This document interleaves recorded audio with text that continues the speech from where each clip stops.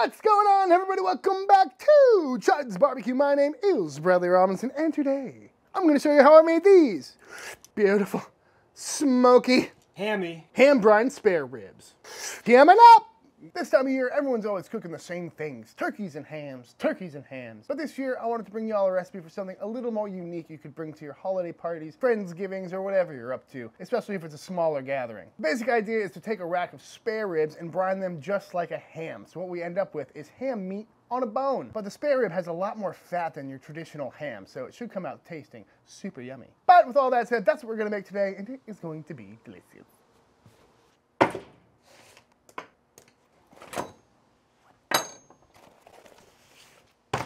This is a rack of pork spare ribs. Haven't seen these on the show since my very first cooking episode. If you haven't seen that video, I go into much more detail on how to trim these up and where they come from and all that good stuff. But let's do a quick overview. Juicy. So this is a full rack of spare ribs, meaning we got to trim them down a little bit, starting with this skirt meat on the back. We're just simply going to take that all the way down. Save that for sausage. While we're back here, we're also going to take off this chine bone right here, which is just a big square bone right here. And if you don't take that off, you're not going to be able to cut through your ribs. So real easy to do. Just look right on the side here. You'll see bone and cartilage. You want to go right between those two.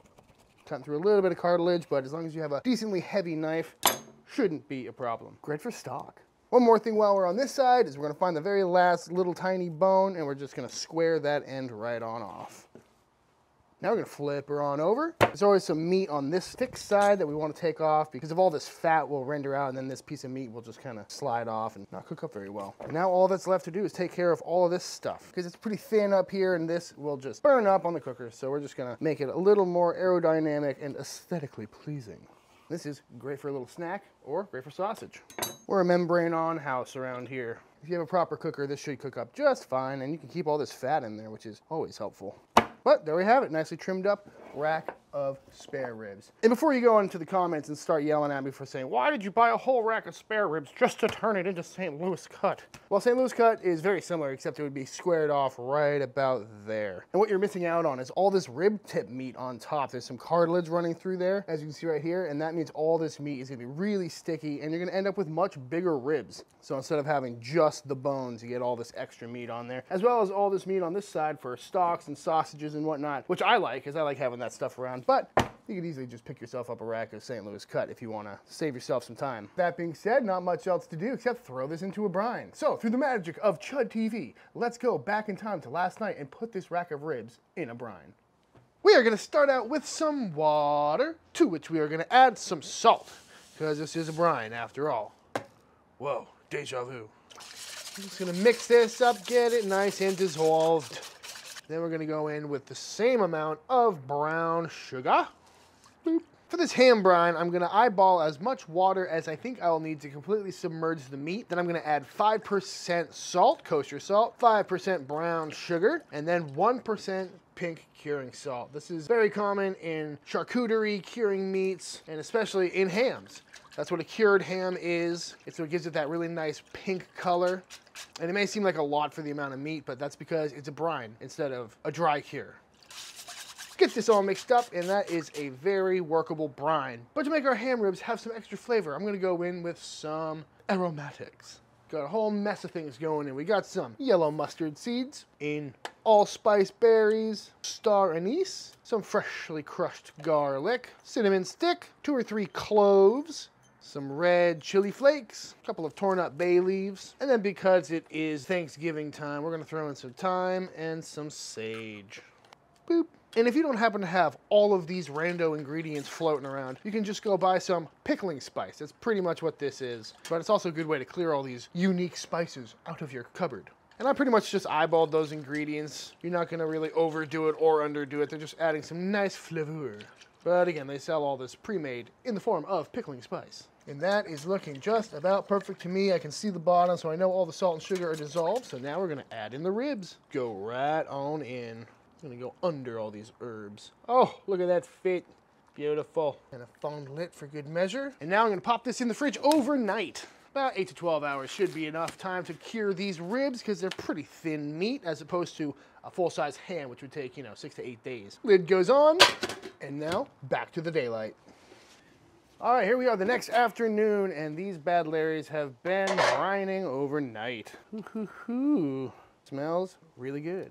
Very heavy, definitely took on some of that brine. So we're gonna have a lot of good flavor in there. But I'm gonna go rinse these off, make sure there's no particulates left on there and no extra salt. And there we have it, folks. A beautifully ham-brined rack of spare ribs. Got some pretty nice color on them, nice and heavy. So now all that there's left to do is add a little more seasoning. And because this is already thoroughly seasoned all the way through with salt and other aromatics, we're just gonna hit it with a little bit of black pepper. You can add whatever you want. If you had any low sodium rubs, you could apply those right now. You could throw a little extra garlic or whatever you want. For me, I'm just gonna go with some black pepper. Just a nice even coating of this 16 mesh black pepper. Link in the description. And that's looking just about perfect for me. So now all there's left to do is fire up the pit and throw it on.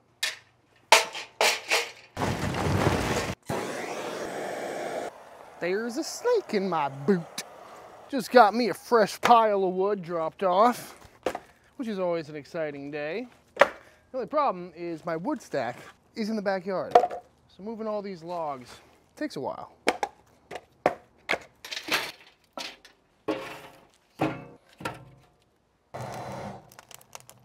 Nice and toasty. We are cooking these ribs today right at 300 degrees. You can get away with cooking these ribs a little bit hotter than normal because they are brined. They've got a lot of extra moisture in there, so they can take it. But bam, on they go. We're just gonna let these rock thick aside toward the fire for the next few hours. 3 o'clock on the dot. Nice. Hashtag boot snake. Jesus, Carl, that's the loudest freaking leaf blower I have ever heard. But it sure is satisfying once you get it done. All right, 2 hours into this cook, let's see how these bad boys are looking. Looking very nice, good color already. Beautiful. I'm just gonna flip these over. Boop. Now we're gonna let these go for another little bit. 1 hour later, we are 3 hours into this cook. We're gonna flip these back over one more time so we can start applying our glaze. The reason we flip it is just to make sure that membrane gets cooked and everything's cooking evenly. Flip this back on over. Reading right around 175 degrees. So we're gonna let this go for a little bit and start applying our honey mustard glaze. Making a honey mustard is pretty complex stuff, so you're gonna have to bear with me through this.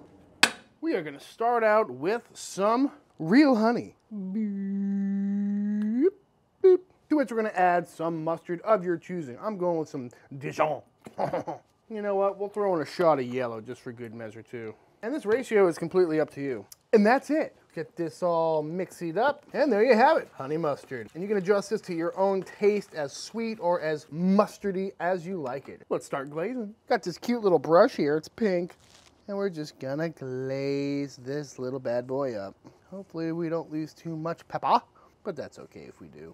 Just gonna let that cook on for a little bit, come back and do it again. 8:30 on the dot, 5 hours in, it's time to pull these bad Larrys off the pit. That's too hot. Ooh, you can tell these are nice and tender just by the flop. Glaze is perfectly set. I glazed it another 2 times since I've seen you last. And now we're gonna pop these on some foil and they are feeling nice and tender. I'm not gonna wrap them too tight, but we're reading right at 204 degrees. So you know they're gonna be tender. But because of this glaze on top, if I wrapped it too tight, when we pulled the foil off, the glaze would go with it. So we're just gonna kind of tent it just to slow down the rest a little bit, keep the flies off of it. And when they're nice and cool, we'll dive in. All right, a good 20, 30, I don't know how many minutes later. These are nicely rested. Let's see what we're rocking. 150, that will do. Ooh, beautiful glaze on there. Let's cut these up. I'm usually a bone up kind of guy, but this glaze is so sticky. I don't know if I want to risk it. We're gonna wing it. Hit a bone right off the bat. Look at that hamminess.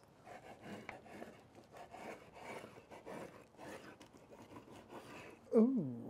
Very nice. Nice and pink. Smells so good. So hammy, honey-y, mustardy. Oh my God, that's good. Hey neighbor. Are you an eating with gloves kind of guy? Because these are gonna be sticky. I love sticky. Nothing political, nothing. Okay. No curse words. Mr. Wood. Hello.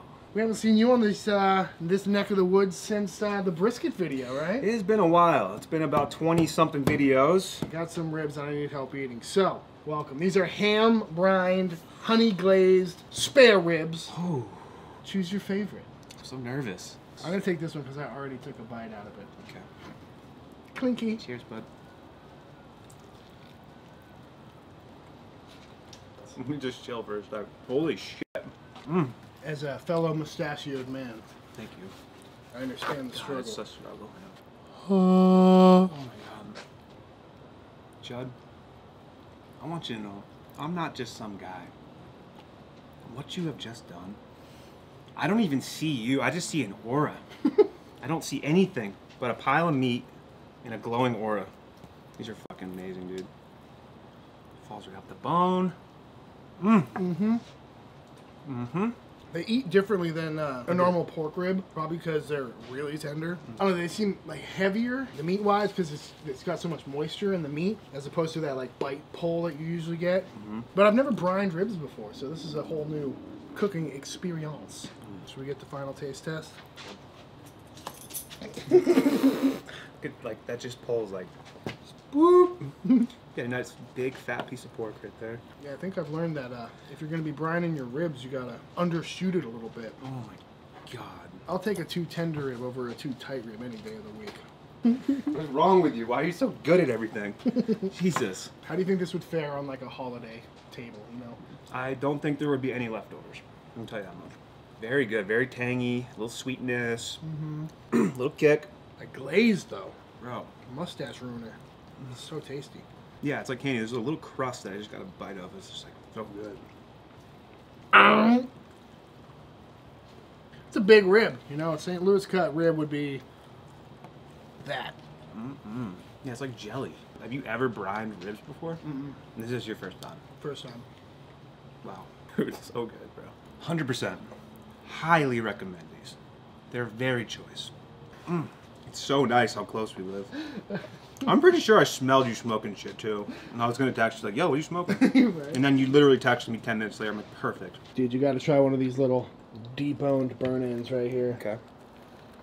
Choose your favorite. Ooh.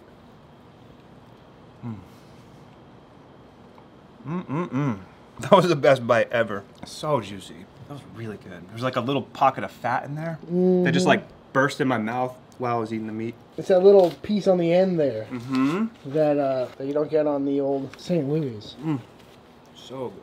All right, y'all, and that is it. That is my version of how to make ham-brined pork ribs. I know I say it in every video, but you really got to give this one a try. This is probably one of my favorite episodes I've made so far. The result is just, so tasty. But if you do give it a try, be sure to tag me on Instagram at ChudsBBQ. I love to see what y'all are cooking. Let me know in the comments below what you want to see me cook next. Head over to ChudsBBQ.com for all pit inquiries, wait lists, and all that good stuff. I'll have the full recipe in the description down below, as well as all the links for everything I used in this video and every other video. Please subscribe to the channel, and I'll keep making these videos. And until the next time I see you, please go cook something outside.